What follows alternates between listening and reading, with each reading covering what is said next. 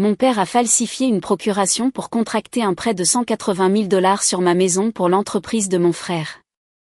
Mon frère a emménagé, a changé mes serrures, et toute la famille dit que je nous déchire en portant plainte. Bonjour à tous. L'histoire d'aujourd'hui va vous stupéfier, mais très rapidement, si vous aimez ce contenu, cliquez sur le bouton d'abonnement. La chaîne a été un peu calme ces derniers temps, et votre soutien est essentiel pour que tout continue. Plongeons Y. Post original. Je suis James, 26 ans, H, et j'ai besoin d'aide pour comprendre ce qui se passe avec mon hypothèque. Il y a 3 mois, j'ai commencé à recevoir des avis de paiement manqués pour une deuxième hypothèque que je n'ai jamais contractée. Ma maison était un cadeau de ma défunte grand-mère. Elle me l'a laissé spécifiquement à moi dans son testament il y a 2 ans, et j'y vis depuis, effectuant régulièrement les paiements de l'hypothèque originale qu'elle avait sur la maison. La confusion a commencé quand j'ai reçu un appel d'un prêteur dont je n'avais jamais entendu parler, affirmant que j'étais en retard sur les paiements d'un prêt de 180 000 $ contracté il y a 6 mois. Je leur ai dit que c'était une erreur, mais ils ont insisté sur le fait qu'ils avaient tous les documents nécessaires avec ma signature. J'ai immédiatement consulté mon rapport de crédit, et bien sûr, il y était, une deuxième hypothèque sur ma propriété dont je ne savais rien. Mon père, Robert, 58 ans, H, a toujours eu l'esprit d'entreprise, parlant sans cesse de la prochaine grande opportunité. Mon jeune frère, Michael, 24 ans, H, a récemment obtenu un diplôme en commerce et travaille sur une idée de start-up technologique. Papa a été son plus grand supporter, répétant constamment que Michael allait rendre la famille riche. Pendant ce temps, je travaille comme chef de projet dans une entreprise de construction. Un salaire décent, mais rien de tape à accent grave-l'œil. La relation avec mon père a toujours été compliquée. Il ne m'a jamais vraiment pardonné d'avoir choisi un emploi stable plutôt que de rejoindre ces diverses entreprises au fil des ans. Quand mamie m'a laissé la maison et a laissé à Michael de l'argent pour ses études, papa a dit que c'était injuste qu'un bien immobilier prenne de la valeur alors que l'éducation n'est qu'une dépense. Je lui ai rappelé que le testament de mamie était son choix, mais il en a reparlé plusieurs fois depuis. La semaine dernière, les choses sont devenues encore plus étranges. Michael s'est présenté à ma porte avec un camion U-Haul, disant qu'il emménageait dans notre maison. Quand je lui ai demandé de quoi il parlait, il a dit que papa lui avait dit que, puisque le prêt commercial était garanti par la maison, il en était maintenant copropriétaire. Je lui ai dit de partir, et il s'est énervé, disant que j'étais égoïste et que la famille partage le succès. J'ai essayé d'obtenir des réponses de mon père, mais il continue de dire que nous en discuterons en famille et que je réagis de manière excessive. Il a mentionné quelque chose à propos d'une procuration et de veiller à mes meilleurs intérêts, mais je ne lui ai jamais donné de procuration. Ma mère, Patricia, 55 ans, F, dit qu'elle ne veut pas s'impliquer dans les affaires. Mais je peux dire qu'elle sait quelque chose. Le prêteur menace maintenant d'engager une procédure de saisie si les paiements ne sont pas régularisés. J'ai payé fidèlement mon hypothèque originale, mais cette deuxième a déjà 15 000 $ de retard. Apparemment, je ne peux pas me permettre les 2 hypothèques. La deuxième seule est de 2100 $ par mois. Quelles sont mes options ici? Mon père aurait-il vraiment pu faire ça à mon insu? Les signatures sur les documents ressemblent aux miennes, mais je jure que je n'ai jamais rien signé. Mise à jour 1. 2 semaines plus tard. J'ai du mal à écrire ceci sans que mes mains ne tremblent de colère. J'ai engagé un avocat après vos commentaires sur mon post original, et ce que nous avons découvert dépasse tout ce que j'imaginais. Mon père a falsifié des documents de procuration. L'avocat a obtenu tous les papiers du prêteur et là, il y avait un formulaire de procuration supposément signé par moi, donnant à mon père une autorité complète sur mes décisions financières et immobilières. Le clou du spectacle, c'est qu'elle a été notariée par son ami Thomas, qui dirige un petit bureau d'assurance. Thomas prétend maintenant qu'il pensait que j'étais là, qu'il était peut-être confus, mais mon avocat dit que c'est. Il sait qu'il risque des poursuites pénales. L'expert en analyse de documents que mon avocat a fait venir a confirmé ce que je soupçonnais. Les signatures étaient des faux. Mon père s'est apparemment entraîné à imiter ma signature. Nous l'avons découvert parce qu'il a utilisé la mauvaise version. J'ai légèrement changé ma façon de signer mon nom après une blessure au poignet l'année dernière, mais les documents portent mon ancien style de signature. Voici où ça s'aggrave. Les 180 000 $ ont déjà disparu. Chaque centime est allé dans la start-up technologique de Michael, qui est apparemment une plateforme de trading de crypto-monnaies qui perd déjà de l'argent à flot. Michael n'a même pas essayé de le cacher quand je l'ai confronté. Il a dit, et je cite, « Papa a dit que tu étais trop égoïste pour voir la situation dans son ensemble, alors il a dû prendre la décision exécutive pour l'avenir de la famille. » Je les ai rencontrés à l'insistance de ma mère, dans l'espoir de résoudre cela sans détruire la famille. La réunion a été un désastre. Mon père était assis là avec son air suffisant, expliquant qu'il me rendait service. « Cette maison est là, sans rien faire, pendant que tu y vis, » a-t-il dit. Elle ne génère pas de richesse. L'entreprise de Michael pourrait nous rendre tout millionnaires. Parfois, le leadership signifie prendre des décisions difficiles que les autres ont trop peur de prendre. Quand je lui ai dit que je portais plainte, il a ri. Tu enverrais ton propre père en prison pour de l'argent? Ta grand-mère aurait honte. Elle t'a laissé cette maison pour prendre soin de la famille, pas pour la garder pour toi tout seul. Michael a ajouté ses propres illusions. Il a sorti son ordinateur portable et m'a montré une présentation sur la façon dont la maison était maintenant optimisée en tant qu'instrument financier et comment ma contribution en capital générerait des rendements exponentiels une fois que sa plateforme décollerait. Il avait même une diapositive me montrant comme un investisseur fondateur de son entreprise. Je lui ai posé une simple question. Peux-tu payer la mensualité de l'hypothèque ce mois-ci? Sa réponse: ce n'est pas comme ça que les investissements fonctionnent, James. Il faut dépenser de l'argent pour en gagner. Dans 18 mois, on t'achètera 2 maisons. Ma mère a finalement pris la parole à ce moment-là, admettant qu'elle était au courant depuis le début.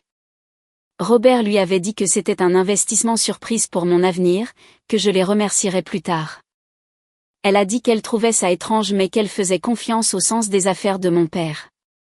L'homme qui a fait faillite 2 fois et a eu 3 entreprises qui ont échoué avait le sens des affaires. J'ai officiellement déposé une plainte à la police. Le détective a semblé très intéressé, surtout quand je lui ai montré les documents falsifiés et le rapport de l'expert en analyse. Il a dit que la falsification de procuration pour un gain financier est un crime grave. Et Thomas le notaire est également dans de beaux draps. Michael continue de m'envoyer des SMS, alternant entre m'appeler égoïste et me supplier de ne pas ruiner son entreprise. Il n'arrête pas de dire que je détruis la famille pour un malentendu et que papa essayait juste d'aider. Il prétend maintenant que, comme il a fait des améliorations à la maison, ce qu'il n'a pas fait, il a des droits de locataire. L'avocat travaille sur une injonction d'urgence pour empêcher tout dommage supplémentaire et pour commencer le processus d'annulation de l'hypothèque frauduleuse. Il dit que nous avons un dossier solide, mais que ce sera un long processus. Le pire, c'est que mes cousins m'envoient maintenant des SMS disant que je déchire la famille pour de l'argent. Ma tante Linda m'a appelé en pleurant pour me dire que je devais pardonner à mon père parce que c'est ce que fait la famille. Le récit qu'il tisse est que je suis l'avare qui ne veut pas partager le cadeau de grand-mère avec mon frère. Mise à jour 2. 1 mois plus tard. La situation a dégénéré au-delà de tout ce que j'aurais pu imaginer. Michael a effectivement emménagé dans ma maison pendant que j'étais au travail. Je suis rentrée chez moi pour découvrir qu'il avait changé les serrures et avait un reçu de serrurier montrant qu'il était sur l'acte de propriété. Ce n'est pas le cas. Il leur a juste montré les papiers de l'hypothèque frauduleuse. J'ai dû appeler la police pour entrer dans ma propre maison. Les officiers étaient confus au début, mais quand je leur ai montré mes documents et le numéro de dossier de fraude en cours, ils ont obligé Michael à me laisser entrer. Mais le clou du spectacle, c'est qu'il n'est pas parti. Il revendique maintenant des droits de locataire et dit que je dois l'expulser officiellement. Il s'est installé dans la chambre d'amis et a installé ce qu'il appelle son bureau dans ma salle à manger avec plusieurs écrans d'ordinateur et du matériel de minage de crypto-monnaies qui fait exploser ma facture d'électricité. La confrontation quand je suis entrée était surréaliste. Michael était assis à ma table de salle à manger en conférence téléphonique avec des investisseurs potentiels, se référant à ma maison comme « notre QG ». Quand j'ai essayé de l'interrompre, il a coupé son micro et a chuchoté « Tu te ridiculises devant des gens d'affaires sérieux ».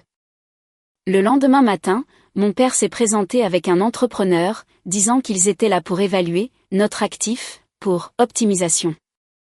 Il voulait transformer mon garage en espace de bureau pour l'entreprise de Michael.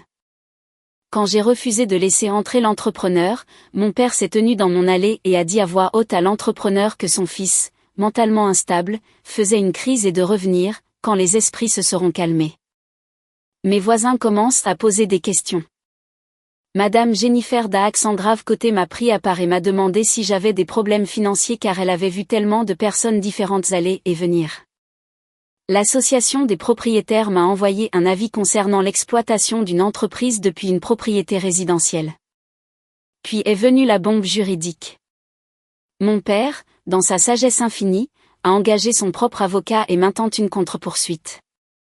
Il prétend que, 1. J'ai accepté verbalement le prêt et j'essaie maintenant de me retirer. 2. La procuration était réelle et je mens sur la falsification. 3. J'ai été psychologiquement abusif envers Michael en menaçant de le mettre à la rue. 4. La maison aurait dû être partagée entre Michael et moi de toute façon, et il ne faisait que corriger l'oubli de grand-mère. Son avocat est, d'une manière ou d'une autre, son ami Richard de son club de golf, qui s'occupe principalement de cas de conduite en état d'ivresse. Richard a envoyé à mon avocat une lettre si mal écrite avec tant d'inexactitudes juridiques que mon avocat a ri en la lisant. L'enquête criminelle a progressé. Thomas le notaire a craqué immédiatement lorsqu'il a été interrogé par la police. Il a admis que mon père l'avait payé $5 000 pour notariser les documents sans ma présence. Il coopère maintenant pleinement à l'enquête. Le détective m'a dit qu'il constituait un dossier solide pour des accusations de fraude, de falsification et de complot. La situation financière se détériore rapidement. La deuxième hypothèque est maintenant en phase de pré-saisie. Le prêteur se moque que ce soit frauduleux. Ils disent que c'est entre moi et la justice, mais que la dette existe et doit être payée pendant que nous réglons cela légalement. Mon avocat travaille sur une injonction d'urgence pour arrêter la saisie, mais cela prend du temps. L'entreprise de Michael, quant à elle, est un désastre complet. J'ai fait des recherches et j'ai découvert que sa plateforme de trading, révolutionnaire, n'est qu'un site web mal conçu sans aucune fonctionnalité réelle.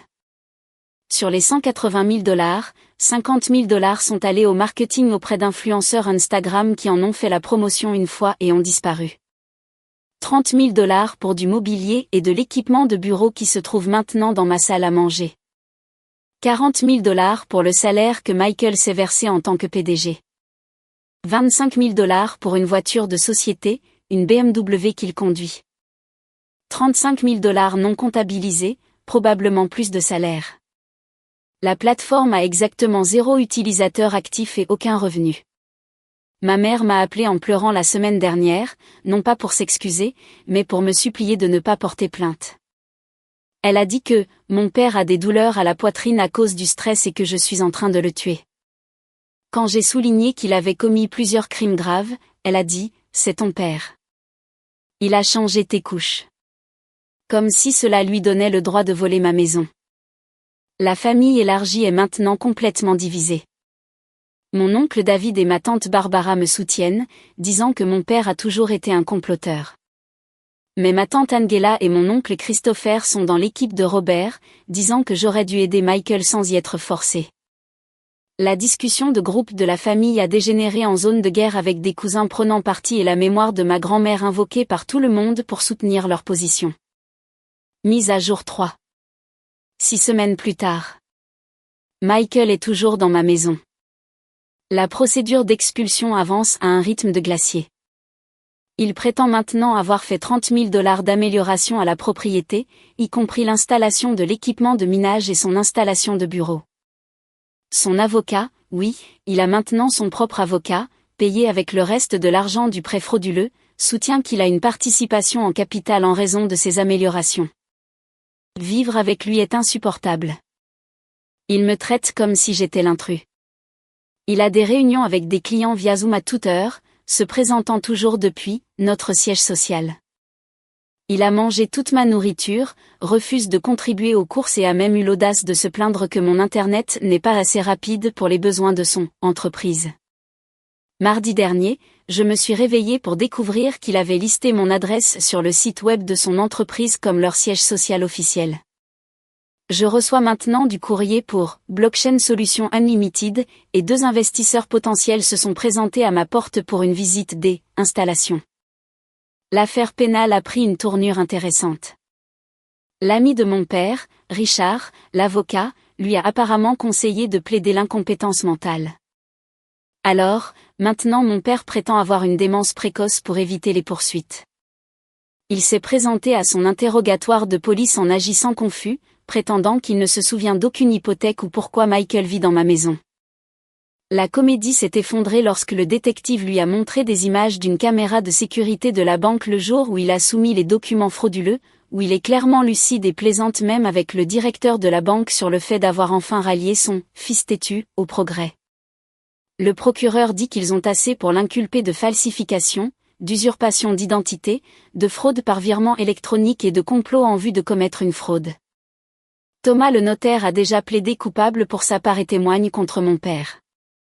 Il a admis que ce n'était pas la première fois qu'il rendait des services à Robert, bien que rien d'aussi grave auparavant. L'affaire civile avance plus vite que l'affaire pénale. Mon avocat a réussi à obtenir une injonction d'urgence pour empêcher tout nouvel emprunt sur la maison. Nous poursuivons également pour des dommages-intérêts pour le montant du prêt frauduleux, les frais illégaux, la détresse émotionnelle, les dommages à mon crédit et les salaires perdus à cause de cette affaire. La société de crédit hypothécaire a en fait été assez coopérative une fois qu'ils ont réalisé que le prêt était frauduleux.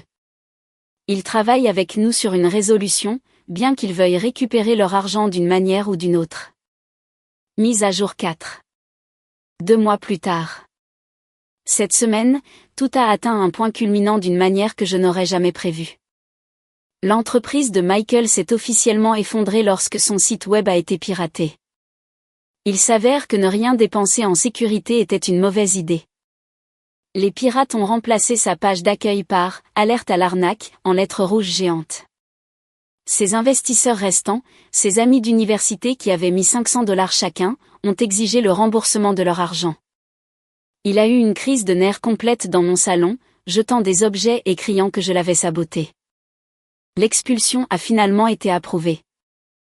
Mais la nuit avant qu'ils ne doivent partir, mon père s'est présenté avec ce que je ne peux décrire que comme une équipe d'intervention.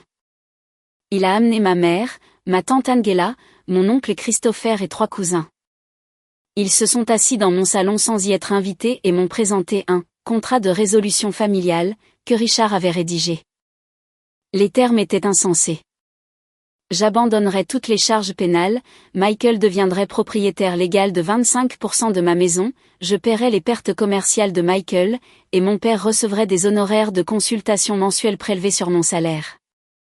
Nous dirions à tout le monde que tout cela n'était qu'un malentendu. Quand j'ai refusé de signer, mon père s'est levé et a prononcé ce qu'il pensait clairement être un discours puissant. La famille, c'est le sacrifice, James. Ta grand-mère le savait. C'est pourquoi elle t'a vraiment laissé cette maison, parce qu'elle savait que tu prendrais soin de tout le monde. Tu craches sur sa mémoire en étant égoïste. J'ai finalement craqué. Mamie m'a laissé la maison parce qu'elle voyait exactement ce que tu es. Un escroc narcissique qui pense que tout le monde lui doit quelque chose. Elle m'a dit avant de mourir de ne jamais te laisser mettre la main dessus. Elle savait que tu tenterais quelque chose comme ça. Le silence s'est fait dans la pièce.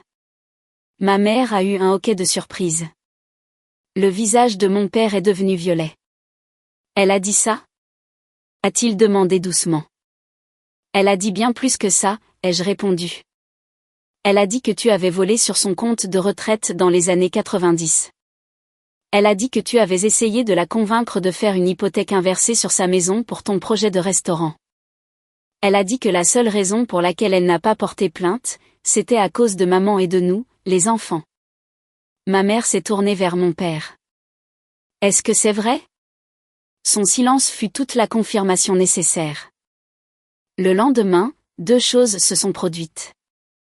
Premièrement, le procureur a officiellement porté plainte contre mon père. Il a été arrêté à son bureau, un espace de coworking qu'il ne peut pas se permettre, devant ses associés. Les nouvelles locales ont repris l'histoire.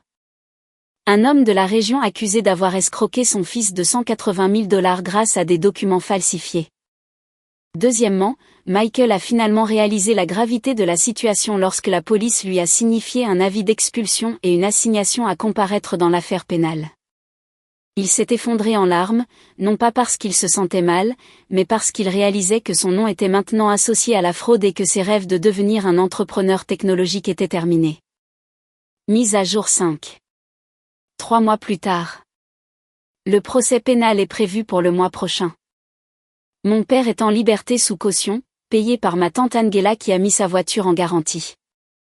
Il a appelé des membres de la famille élargie, essayant de contrôler le récit, mais la couverture médiatique a rendu cela difficile. Le titre, un père falsifie des documents pour voler la maison héritée de son fils, ne laisse pas beaucoup de place à l'interprétation. Michael est retourné vivre chez nos parents après l'expulsion. J'ai entendu par ma cousine Sarah qu'il passe ses journées dans sa chambre à essayer de sauver quelque chose de son entreprise en faillite. Il dit aux gens que je suis la raison de son échec, que si j'avais juste coopéré, ils seraient tous riches maintenant. L'illusion est tenace. Ma mère a demandé le divorce le mois dernier. Il s'avère que les accusations de ma grand-mère n'étaient que la pointe de l'iceberg. Une fois qu'elle a commencé à examiner leurs finances, elle a découvert que mon père avait caché des dettes, contracté des cartes de crédit à son nom et avait dilapidé la plupart de leurs économies de retraite dans divers investissements, sûrs. Elle vit maintenant chez sa sœur Barbara. La situation de la maison se résout lentement. La société de crédit hypothécaire frauduleuse a accepté un règlement où ils annuleront le prêt en échange d'un paiement plus petit que les actifs de mon père, le peu qu'il a, couvriront dans le cadre de la restitution pénale. Mon crédit se rétablit lentement, bien qu'il faudra des années pour le réparer complètement. La famille est définitivement fracturée. Ceux qui soutenaient mon père sont devenus silencieux, surtout après que d'autres histoires sur des gens qui l'avaient escroqué au fil des ans ont émergé.